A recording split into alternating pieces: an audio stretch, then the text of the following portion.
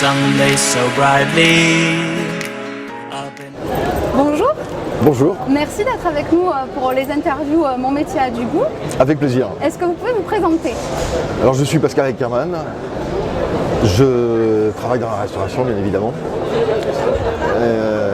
Et j'ai créé ma société il y a 3 ans de conseil après un parcours en gastronomie et en restauration traiteur. D'accord. Quel est votre domaine d'expertise aujourd'hui dans le conseil? Alors j'accompagne mes clients dans le développement, dans la recherche de gains de productivité, dans la recherche de chiffre d'affaires et surtout de marge. D'accord. Qu'est-ce qui vous a donné envie dans votre parcours de passer de ce côté-là, dans le consulting? Un concours de circonstances. Bon, après 35 ans de métier en 2 macarons Michelin, puis en traiteur luxe et à la direction de 2 sociétés importantes sur Paris, où j'ai exercé comme directeur d'exploitation et directeur de production, où j'avais 120 collaborateurs et je gérais 17 millions d'euros. J'ai appris à compter et à gérer.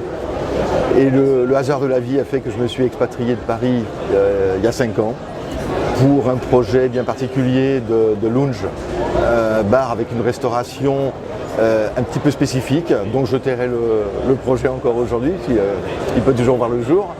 Et avec le relationnel a fait que, en cherchant des locaux professionnels, on m'a demandé d'aider un ami d'un ami dans le conseil. Et puis je me suis dit pourquoi pas créer ma société de conseil, pourquoi pas partager mon vécu. Alors mon savoir c'est un grand mot, mais je pense avoir accumulé un petit peu de connaissances en 35 ans. Et je me suis dit pourquoi pas en faire profiter les autres. D'accord. Et aujourd'hui, après plus de 3 ans d'activité, quelle aide vous apportez réellement aux professionnels du secteur, à vos clients? Alors dans plusieurs domaines, je peux les accompagner dans la création d'un projet, plus ou moins important. Je peux les accompagner dans une restructuration, que ce soit au niveau du postage, au niveau du matériel, au niveau des recettes, du culinaire proprement dit. Donc il y aura un ajustement et puis surtout au niveau de la valorisation, du chiffrage, des fiches techniques pour avoir la connaissance de la rentabilité de l'affaire. Et c'est là que vous m'expliquez que vous êtes conseiller en gestion culinaire. Voilà, particulièrement. Je ne suis pas conseiller culinaire volontairement, alors que j'aurais pu l'être, mais j'ai préféré me spécialiser dans la gestion culinaire, dans l'accompagnement de mes clients dans ce domaine-là, parce que j'ai pas trop de concurrence à ce niveau-là. Et c'est un petit peu mon cœur de métier aussi aujourd'hui. J'aime les chiffres, j'aime la cuisine, j'aime faire beau et bon, mais il faut que ça soit rentable. Est-ce que vous auriez, sans forcément citer quelqu'un, mais est-ce que vous auriez une anecdote à nous raconter, justement quelque chose de formateur, d'intéressant? Oui, bien sûr. Alors, déontologiquement, je ne parlerai pas de mes clients, vous comprendrez bien. Mais mon plus petit client est une crêperie. Il m'a fait appel, le chef de cuisine, propriétaire, me fait appel en me disant « Catastrophé, j'ai des problèmes, je suis dans le rouge », avec un bilan noir à moins 28 K€. Pour une petite crêperie, c'est énorme. Et je vais passer tous les détails. À la fin de ma mission, puisqu'on a conclu un partenariat, j'ai remonté son affaire à périmètre égal à plus 32 K€ en le rémunérant. Il y avait des fautes de gestion énormes. C'était un excellent professionnel. Je vais donner un exemple. Une galette au Saint-Jacques à la fondue de poireaux. Il y avait 5 Saint-Jacques fraîches avec une fondue de poireaux à la crème, ce qu'on ne voit même pas en restaurant gastronomique aujourd'hui, macarons ou pas. Donc c'était une vente à perte. Sur les 3 meilleures ventes, il perdait tout ce qu'il voulait. C'est vrai qu'on peut être le meilleur cuisinier du monde quand on est à son compte. Si on n'est pas carré sur sa gestion, et pour ça il faut être aussi accompagné et bien formé, on peut ne pas s'en sortir. Tout à fait. Un bon professionnel aujourd'hui, dans la cuisine, dans la restauration ou les métiers de bouche, parce que j'accompagne tous les métiers de bouche, il faut être bon professionnel dans son domaine, mais il faut aussi être bon gestionnaire. On ne peut plus aujourd'hui fabriquer à l'aveugle. Il faut savoir ce que l'on fait, comment on achète, à quel tarif. Il faut que ce soit du beau, du bon, il faut que ce soit rentable. J'aime bien ce triptyque. D'accord, merci. Au niveau de tout ce qui est innovation en ce moment au niveau culinaire, au niveau de la tendance.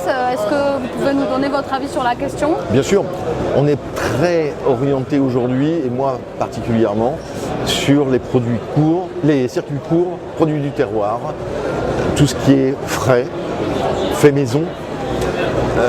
Les produits qui se trouvent autour, on va privilégier, alors moi je suis principalement sur la région toulousaine, donc je vais interroger tous les producteurs potentiels aux alentours, et c'est une vraie tendance aujourd'hui d'avoir des produits sains, locaux, en circuit court, et on va laisser de côté un petit peu tout ce qu'il y avait.